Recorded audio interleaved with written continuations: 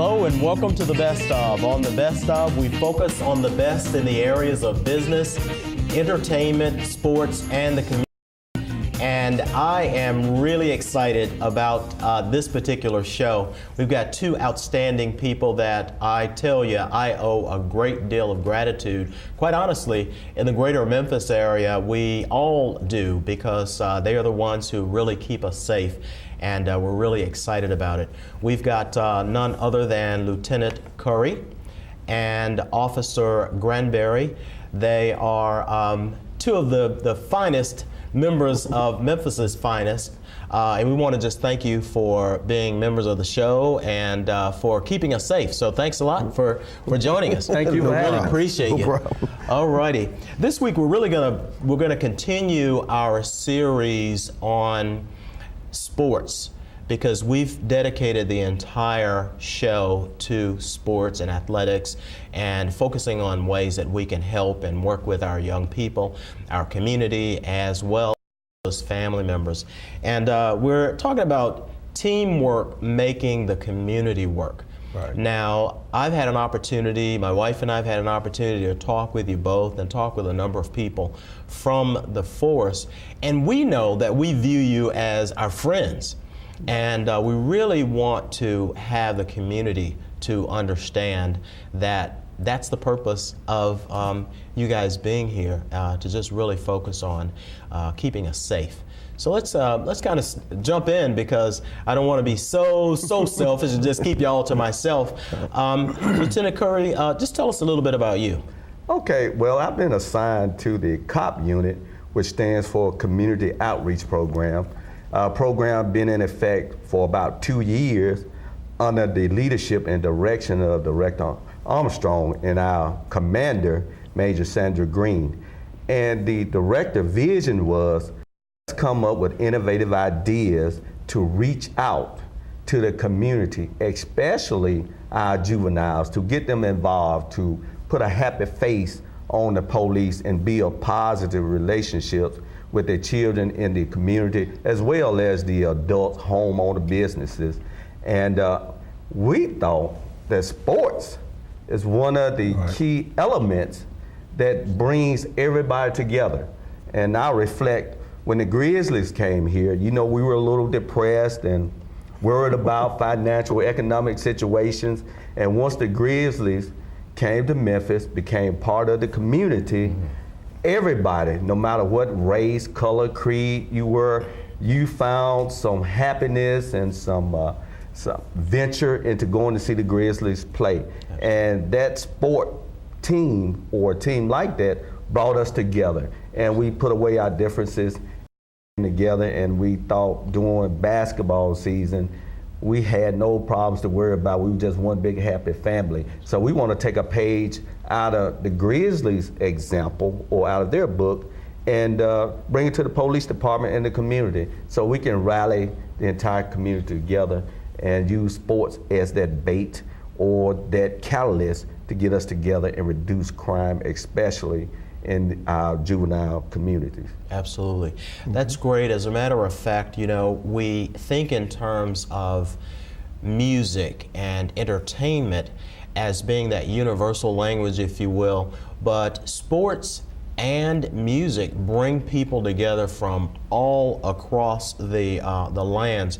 You did mention Director Armstrong, and we do want to give a special thanks to him for all that he's done, all that he does, and then all that he's going to do for the city. Want to also thank Commander Green, if you mentioned her. Sergeant Macon Moore is always there to help us out and to kind of keep us going as well. And I'd like to give a special thanks to Officer Rogers, because my wife and I met her, and she too, as a part of your team, has just done an outstanding job. Now that we've given all of our thanks and kudos to everybody else, there's a special young man that came here with you today, and he's to your right. I tell you, I say it sometimes that I've been fortunate enough to get an opportunity to meet his extended family, and man, they are as proud of him as I am, and it's an honor for me to have an opportunity for him to be here today too. Officer Grandberry. Hey, how you doing, Coach? I'm doing well, man. Tell us some things about you, because I know you've been working with sports and young people for a while. Yeah. Well, from graduating high school on through college, I finished college. Like you said, I did a little time in youth villages, working with youth and working with kids, regardless if they, have special needs or not. And once I left there and joined the police department, I had to continue. And like we said, we had the PAL League, which needs to come back. Wow. And I continued working with Westwood High School, with Coach Kennard, Coach Hall, and with the girls and boys basketball team. And I continued that through the police department, working with youth. Sometimes youth, when they're in that setting of high school basketball, even college, everybody's not gonna make that basketball team, that track team, that football team. And what we try to do on the police department, bring those kids to us, the ones that didn't have that opportunity, and continue that sports mentality, and keep them off the street. It keeps them off the streets, keeps them out of trouble, and build that trust within you as a police officer. The kid won't forget. Absolutely. Yeah. They look past their uniform and see, hey, he's just like me. Absolutely. And that's the real message that we want to get out there. Before we move any further, I do want to remind everybody who it is we're talking to, and possibly a way that they may be able to get in contact with you. And if not directly with you, then I'll make sure that they can get in contact with you through me. Is be thinking about the best way that we can get them in contact with the unit. So if they want you to come out and work with and talk with the young people. Now, you've mentioned an acronym, PAL. We want to start the educational process right now. Okay. PAL is actually the Police Athletic League. It's been around for a while, and you really reinforced that. And really, it is in sync with what we are doing here with Coach Rick's Women. We've got our ABCs, and our A's really focus on bringing your A game and bringing it, whether it's in sports or in life. And that plan B, I know that you guys at some point in time were athletes, so you're a perfect example of someone having been an athlete or been a trainer or something like that, and they learn those skills, but they transfer them to reality. And then that plan, that C, is for career transition. And we want all of the athletes and all of the parents and all those coaches out there to know that there's something else that you can do with all of that training that has been gotten. So tell us a little bit more. Officer Grandberry, you mentioned about PAL, and then Lieutenant Currie, you mentioned a little bit too about PAL. Just from your perspective, give us kind of an example of maybe something that you saw of benefit from PAL at the time that we had it. And we really need to get in contact, because this is so much in divine order that I really would like to talk with Director Armstrong some more about how we can get PAL going again. So just kind of give us an example of that. Well, it actually, like I was saying, the police officer, some police officers don't have a clue about coaching or, with these kids. But that PAL League helps them out. Because they have a chance to get their own team and learn how to coach their team, and they will see how these kids connect with them. This is my coach. Wow. The police officer is my coach. And that's what I seen. A lot of officers like, when we gonna get it back? And I never, I never played in the sports, coached in the sport, but being in this unit, you have to participate. You can't be here if you can't participate, work in this community. You've said something. You said connecting and caring.